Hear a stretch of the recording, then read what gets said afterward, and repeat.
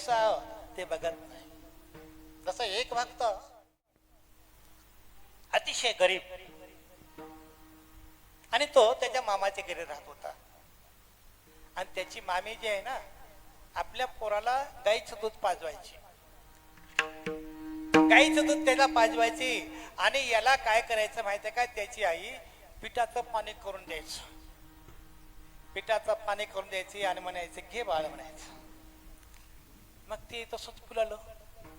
मग त्याला त्या ठिकाणी ते गोड लागत नसायचं.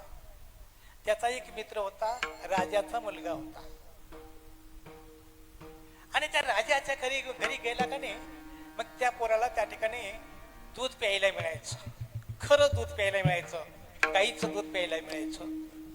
आणि मग तो सहजच त्या ठिकाणी एका दिवशी घरी आला आणि आपल्या आईला म्हणू लागला, म्हणले आई अगं आपल्या घरी तू दूध देतेस ना, म्हणले त्या दुधामध्ये चव राहत नाही, काही राहत नाही, पण मी त्या राजाच्या घरी गेल्यानंतर त्या दुधाची चव लई आवीट अशा प्रकारची असते. ते दुधाचं ते दूध आणि ह्या दुधात काय फरक आहे.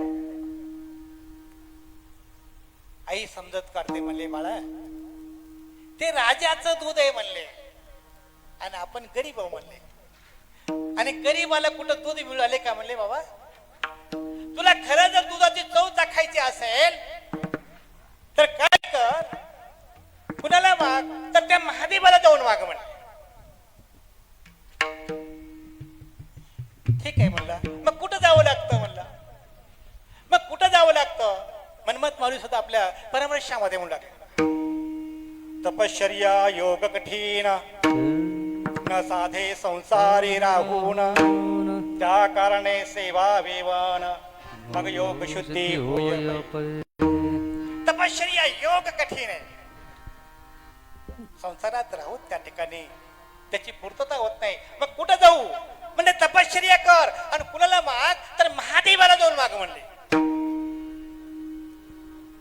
मग महादेवाची तपश्चर्या करू लागला, देवाची तपश्चर्या करू लागला. दिवस रात्र त्या ठिकाणी त्या परमेश्वराचा धावा करू लागला. मग देवानं सुद्धा त्या ठिकाणी काय केलं, परीक्षा घ्यावं म्हणला. कुणाची परीक्षा घ्यावं म्हणला, भक्ताची परीक्षा घ्यावं म्हणला. आणि काय केलं, इंद्राचं रूप घेतलं देवाने. आणि देवानं इंद्राचं रूप घेतलं आणि त्या भक्ताला म्हणू लागला, अरे काय पाहिजे तुला. म्हणले मला दूध पाहिजे. पण तुम्ही कोण आहो म्हणला.